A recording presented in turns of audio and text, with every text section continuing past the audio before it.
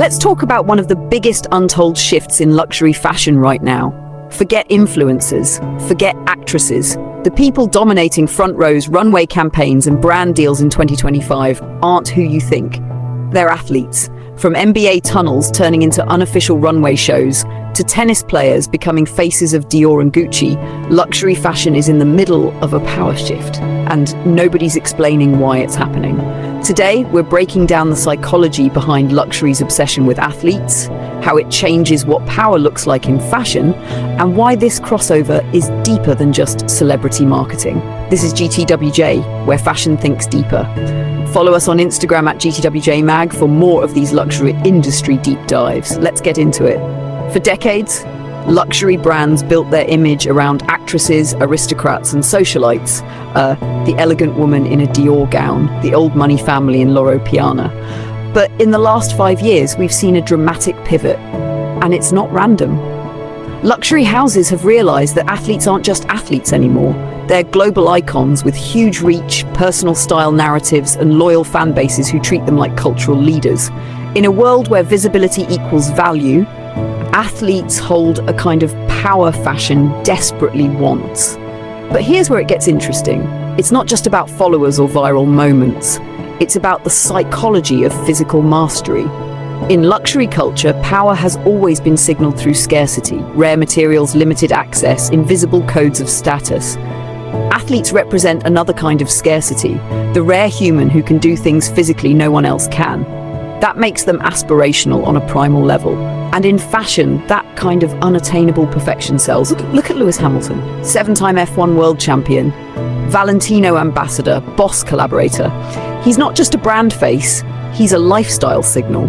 When luxury brands align with athletes like Lewis, they borrow his aura of discipline, control, and excellence. His outfits on race weekends get dissected like runway looks. And when he walks Valentino's show or launches a campaign, it's not just about clothes. It's about embodying a life only the 1% could realistically access. The NBA is another perfect example. What started as tunnel walks became one of the most valuable fashion platforms in the world. Players like Shai Gilgeous-Alexander, Jordan Clarkson, and Jalen Green aren't just athletes, they're cultural tastemakers.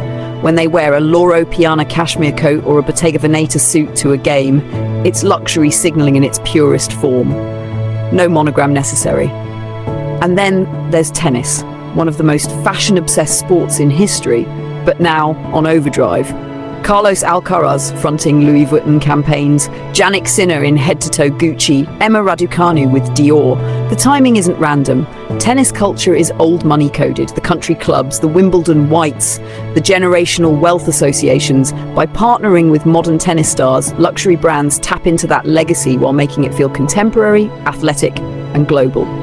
Even the aesthetic shift in luxury collections reflects this. Notice how 2024 and 2025 runway shows are filled with clean tennis skirts, varsity stripes, bomber jackets, and crisp white tailoring. It's a direct result of athlete culture becoming embedded in fashion. But the deeper reason this is happening is about power visibility. In a world where influencers' credibility is crumbling and celebrity endorsement feels bought, athletes offer authenticity. Their success isn't manufactured in a PR office, it's earned on a court, a track, or a field.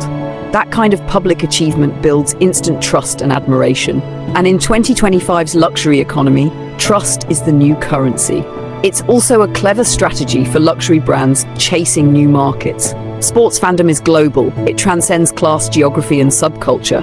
1 billion people watch the World Cup. Millions follow the NBA. Tennis dominates Asia and Europe. By associating their brands with athletes, fashion houses bypass traditional elitism while still preserving their status.